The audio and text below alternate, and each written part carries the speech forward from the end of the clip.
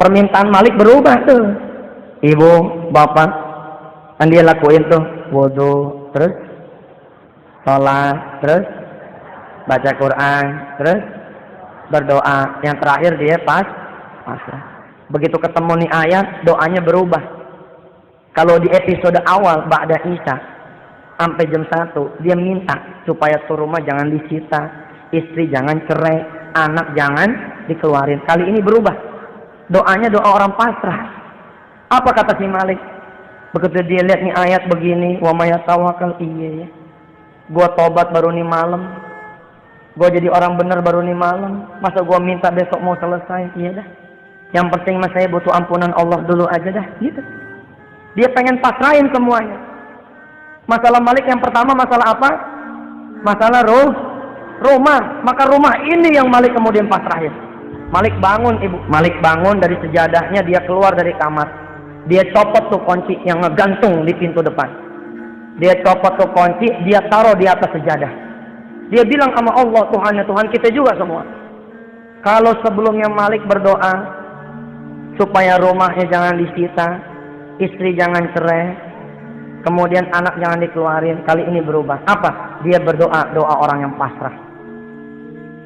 Malik bangun dari tempat duduknya, dari sejadahnya, dia keluar dari kamar. Kemana? Dia menuju pintu depan rumahnya ngegantung kunci, itu kunci dicabut sama dia. Dia taruh kemudian di atas sejadah dia. Dia bilang sama Allah, apa kata si Malik? Ya Rob, iya dah, besok kalau turun tenir datang, gua bagi aja nih rumah. Kalau turun tenir datang, saya serahin aja deh nih rumah. Kalau emang engkau tidak mengamanahkan lagi nih rumah buat saya, nggak apa-apa.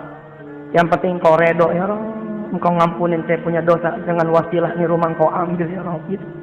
Dia bagi tuh, besok dia mau pasrah. Jadi kira-kira begini, kalau tadi kan dia mau tahan dulu nih rumah, ini enggak, pokoknya rentenir datang mau dia bagi aja. Ini ambil, gitu. Habis masrahin rumah, masrahin apa? Istri. Malik bangun. Dia bangun lagi ke lemari. Di lemari ada kotak cincin yang tinggal sebelah. Iya, tinggal sebelah. Sebab yang sebelah dibawa istrinya. Ini yang tinggal sebelah punya si Malik. Ini diturunin sama dia. Cincin kawin ini diturunin. Ditaruh sama dia di atas sejadah. Apa dia bilang? Sin. Ini dia dialog sama si Sin. Apa kata si Malik? Sin. Percuma lu ada, bini nggak ada mah. Percuma lu ada, bini nggak ada mah. Besok kalau emang istri saya nggak bisa lagi ditahan buat cerai, baik. Besok saya akan pasrahkan kepada Allah. Saya tanda tangan aja dah. Nususnya akan saya kabulkan, kata si Malik. Ini cincin si Malik niat sekalian mau dia pulangin dah ke bininya semua dah, gitu. Kan berdua tuh, yang satu dipegang sama istri kayak buku nikah gitu kan, satu dipegang sama laki. Jadi kata si Malik, nih cincin besok mau dibagi aja sama istrinya, hitung-hitung sebagai biaya iddah, biaya cerai gitu. Habis masrahin rumah, masrahin istri, masrahin apa? Anak. Ini jam udah mau 2:30 nih. Malik bangun lagi dia ke kamar anaknya. Si Rizky bin Malik lagi tidur nih anak. Dicium tuh sama si Malik. Apa kata si Malik? Ki, maafin ayahnya. Ayah udah jadi ayah yang kagak benar. Udah misahin lo dari lo punya adik. Udah misahin lo dari punya ibu. Ki, umpama besok bapak kagak ketemu juga nih duit buat lo sekolah, bapak antar dah sekalian ke pengadilan. Lo ikut sama ibu lo aja. Lo ikut sama nenek lo aja dah. Ayah doain supaya kamu, kata si Malik nih, dapat ayah yang lebih baik daripada ayah. Begitu. Pasrah dah. Dia udah nggak pengen ngelihat semuanya. Rumah dia nggak pengen lihat, bini nggak pengen lihat, anak juga nggak pengen lihat. Dia pengen pasrah. Dia pengen keluar dari rumah dalam kondisi sudah.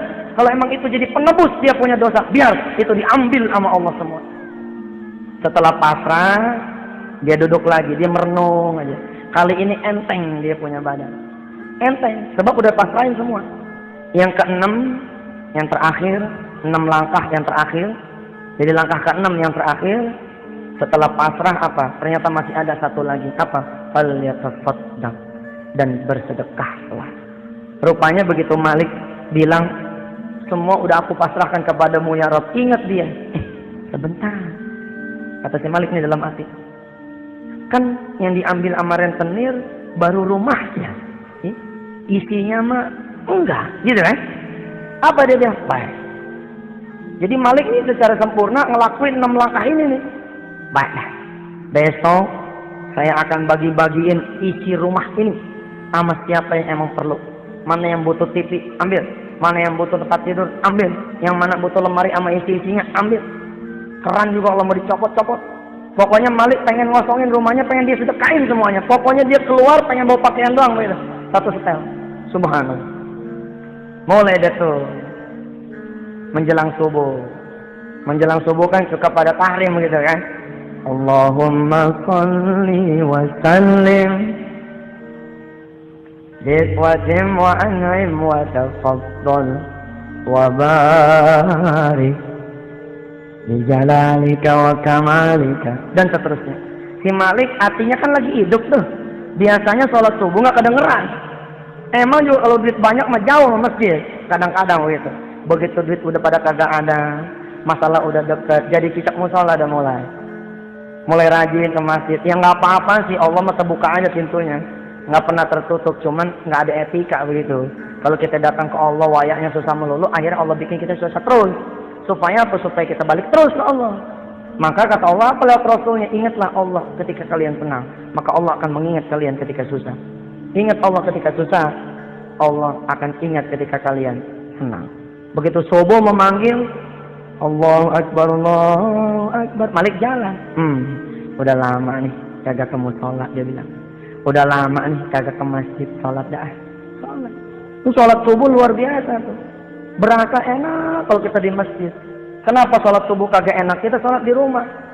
Begitu kita sholat, bini pakai cuma daster doang, bolong lagi. Begitu kita ngangkat tangan, Allahu Akbar, bini ngangkat tangan juga. Nah, begini. Ya, kelihatan tuh yang bolong kan. Bagaimana mau khusyuk? Begitu kita nungging, sujud, anak nangis, ya jajal dong sholat subuh ke masjid. Malah kalau boleh mah nih, sholat subuh yang pertama, umpama belum pernah sholat subuh berjamaah, jajal. Begitu sholat subuh berjamaah, sholatnya di Istiqlal sana. Iya, biar enak begitu sholatnya. Sambil berdoa. Mudah-mudahan nih sholat subuh seterusnya bisa di masjid gitu. Sholat nih Malik. Ibu, bapak yang dirahmati Allah. Wa may yatawakkal 'ala Allah fahuwa hasbuh. Ini janji Allah. Kalau kita udah datang sama Allah, Allah pasti layanin. Allah pasti urusin. Begitu Malik ke masjid, sholat subuh, dia nggak langsung pulang. Kenapa nggak langsung pulang? Dia pikir dia pengen ngademin terus dah hatinya. Dia baca terus surah Waqiah, dia baca. Ya, kan kata Rasulullah, kalau kita rajinin baca surah Waqiah habis subuh, nah insya Allah dah nggak bakal fakir jadi orang. Ya emang bagus juga daripada subuh tidur lagi kan. Penyakit juga banyak, baca. Malik baca. Idza waqa'atil waqi'ah laisa liwaqa'atiha kadhibah khafidatur rafi'ah idza rajjatil ardu rajja wa bussatil jibalu bassa fakanat haba'an mumbassa. Terus ya. Jam 6 dia turun dari masjid. Jam 6 dia turun dari masjid, udah apa dia baca dah? Udah Tabarok dia baca. Ini Al-Mulk, Tabarok, Yasin dia baca. Jam 6 dia turun. Begitu dia turun melangkah, ada bayangan. Ada bayangan di depan rumah dia ada orang nungguin. Itu jantung copot tuh. Jantung kan di sini nih. Itu turun ke pusar tuh. Kenapa turun ke pusar? Si Malik mikir itu rentenir yang datang. Apa dia bilang? Subhanallah, kelewatan bener. Kan janji jam berapa ya? Janji jam 10. Lah, baru jam 6. Jam 6 juga kurang, masih gelap kata si Malik. Kok udah datang kelewatan bener sih ya Allah. Masih ada 3 jam nih. Tapi hatinya udah hidup. Kalau hati nggak hidup, takut. Tapi kalau hati hidup, berani. Apa kata hatinya Malik? Memerintahkan si Malik punya kaki. Memerintahkan si Malik punya badan. Maju. Apa bedanya jam 10 sama jam 6? Begitu. Kalau emang Allah bakalan ngambil, apa bedanya? Lu maju dah. Maju. Bismillah dah. Iya benar. Lebih cepat, lebih baik dah. Lebih cepat, lebih baik. Ingat nggak ayat yang tadi dibaca di awal oleh si Malik? Tulijul laila. Ayo baca. Fin nahari. Terus? Fil lail wa tukhrijul hayya minal mayyiti wa tukhrijul mayyita minal hayy wa tarzuqu man tasya'u bighairi hisab. Rupanya nih Malik ternyata dapat rezeki yang nggak diduga.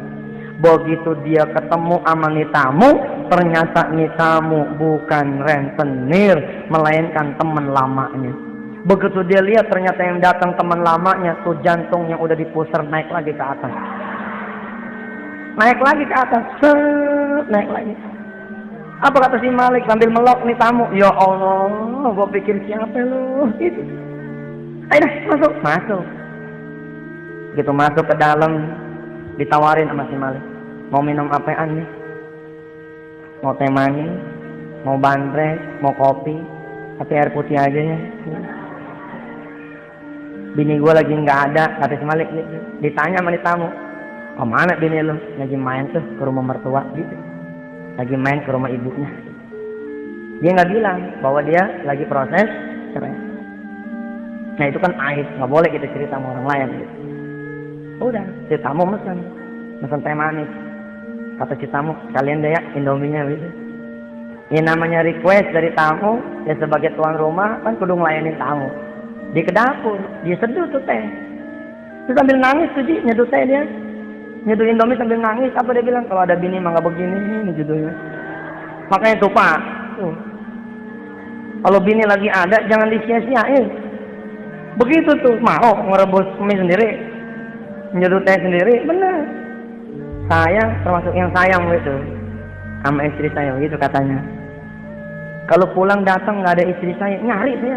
Kemana nih sama? Iya, merasa kehilangan gitu. Istri saya apalagi, dia takut kehilangan model ini. Malik nyeduh teh manis sambil nangis. Apa dia bilang? Ya Allah, iya. Enggak, gua enggak lagi susah. Gitu, dia ngehibur hatinya. Enggak, gua enggak lagi susah. Buktinya gua masih bisa nyeduh teh nih. Buktinya gua masih bisa nyeduh mie nih. Enggak, gua enggak lagi susah. Sambil nangis tuh dia. Enggak, ya Allah, enggak, saya enggak lagi susah gitu. Pokoknya dia ademin. Emang yang lebih efektif menghibur kita. Kita yang menghibur diri kita itu efektif tuh. Terus dia bawa nih mie yang udah diseduh. Saya paling demen tuh nyeduh mie pakai cabai dicacak gitu ya. Enak gitu. Sampai huha gitu. Malik dia bawa nih mie yang udah direbus. Malik dia bawa teh yang udah diseduh. Dia taruh ke nih tamu. Ngobrol nih berdua. Begitu ngobrol berdua, ibu bapak yang dirahmati Allah. Mudah-mudahan kita semua yang masalah diangkat dah sama Allah kalau emang kita datang sama dia. Ngobrol nih Malik sama nih tamu. Kata si Malik, tumben lo pagi-pagi datang, ada apaan? Lik, begini. Gua ada order nih.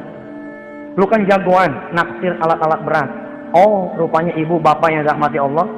Malik ini kerjaannya, bisnisnya merekondisi alat-alat berat. Namanya beli second, dia baruin kan duitnya jadi banyak tuh. Rupanya ada orang-orang yang tidak tahan dengan dunia. Begitu dunia di tangan jadi lupa. Malik termasuk yang begitu. Tapi kan Malik masih tetap jagoan alat berat. Nah temannya datang ke dia bahwa di luar kota, di luar Jawa ada yang mau lelang alat berat. Oh tidak salah di Riau. Jadi kata si tamu, Lik, lu ikut sama gue dah. Bantuin gue nge-appraisal tuh harga. Naksir tuh harga. Karena Malik jago ngelihat besi tua aja dia udah tahu nih harganya berapa, nanti jadinya berapa. Apa kata si Malik? Enggak.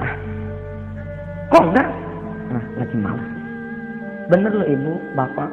Kalau keluarga lagi ancur-ancuran, memang malas nih. Kita nih, para bapak, para ayah, mati-matian kita berusaha bekerja. Buat siapa coba? Buat bini, buat anak gitu kan. Istri juga begitu, mati-matian kerja gitu kan. Jagain rumah, jagain anak. Atau mungkin ada yang berkarir di luar. Buat siapa? Bukan buat orang lain kan. Buat suami, buat anak. Mungkin buat orang tua. Tapi kalau keluarga udah nggak ada, apa ada semangatnya? Nggak ada. Maka tuh, ini juga nih menjadi pengajian keluarga sakinah nih. Hati-hati, lagi adem punya keluarga, jangan disia-siain. Kalau udah nggak ada, kita yang nyesel.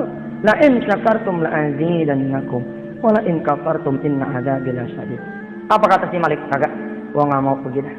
Lagi nggak pengen bisnis. Aduh Li, bantuin gua dong. Ini sayang nih kalau lewat. Nanti gue jadi rugi banyak kalau lo nggak ikut gitu. Si Malik karena nggak mau iseng mulutnya. Apa kata si Malik? Gini, Kalau emang situ mau saya pergi, siapin dah duit pagi ini 50 juta cash di meja gua gitu. Kirain si Malik temennya nih nggak bakalan ngiyain. Di mana ada orang kerja duitnya duluan, di mana juga belakangan duit. Tapi di luar dugaan Malik, emang watarzuku man tasya'u bighairi hisab. Apa kata si tamu? Lek begini, kalau 50 juta mah kagak ada. Tapi kalau 25 juta mah insya Allah pagi ini cash bakal saya siapin. Kesedek tuh si Malik. Dia juga lagi makan mie, lagi ngetek, kesedek. Sebentar kata si Malik, coba yang tadi diulang. Iya dong, kan dia butuh duit berapa? Dia butuh duit berapa? 15 juta. Nah lah pagi-pagi ada yang datang nawarin duit 25 juta. Apa kagak kesedek tuh? Yang tadi Mas tolong diulang. Lek, kalau gocap mah nggak ada. Tapi kalau jigo, yuk. Kalau nanti nih ATM buka, kita ambil deh tuh duit tunai. 25 juta insya Allah dah ada pagi ini. Apa kata si Malik? Jadi dah, silakan. Lihat, masalah pertama selesai, coret. Masalah rumah beres. Kenapa? Malik dapat duit 25 juta, rumah mah 15 juta. Tinggal berapa masalah lagi? Tinggal 2. Nih kehebatan Allah. Allahu Akbar. Allah yang maha besar. Kalau Allah udah kepengen selesai masalah kita, nggak pakai satu-satu, nggak pakai diurai satu-satu kayak benang, nggak. Allah geprak aja langsung. Bener tuh, selesai satu malam. Begitu. Kun fayakun Allah terjadi sama Malik di pagi itu. Wasilah apa? Sabab malamnya. Kemudian dia datang kepada Allah dengan sempurna. Tinggal 2 masalah. Otak kita ini nggak kebedah. Oke lah ya, kalau masalah rumah selesai lah ya. Tapi kalau masalah bini, bagaimana cara nyelesainnya? Ternyata ilmu kita bukan ilmu Allah. Kalau ilmu Allah mah tidak terbatas. Subhanaka la ilma lana illa ma 'allamtana innaka antal alimul hakim. Rupanya Allah juga selesaikan masalah bininya. Ingat cerita di awal tadi, Malik punya anak berapa? 2.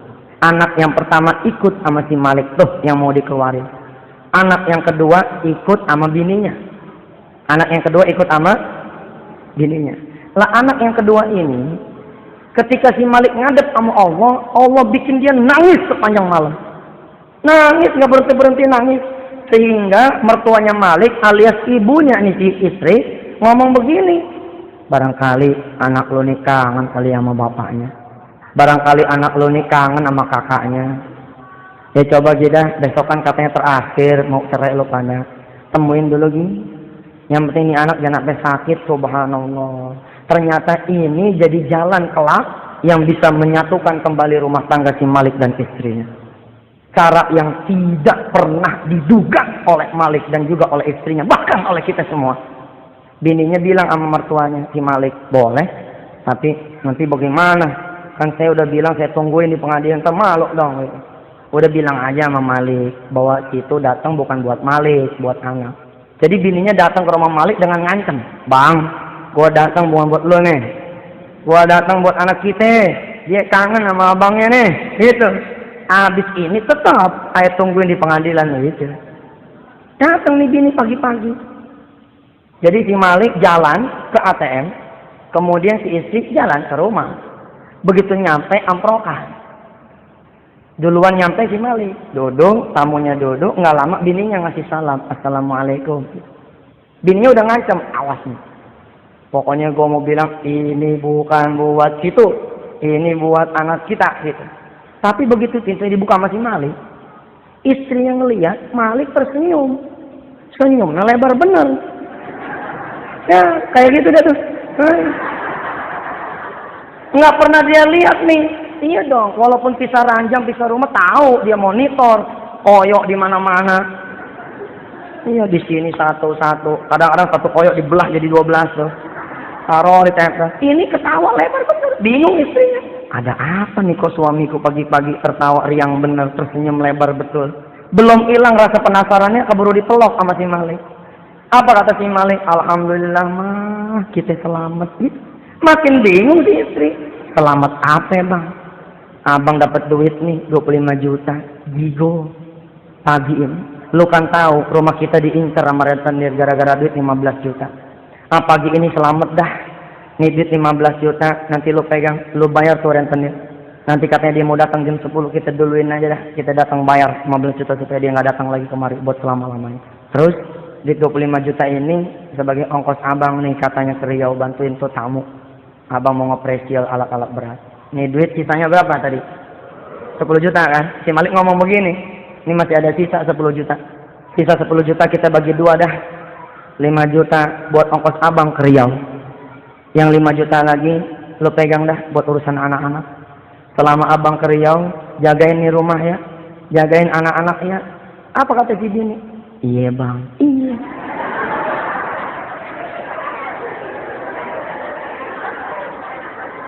Dia lupa tuh. Dapat duit gocel lupa.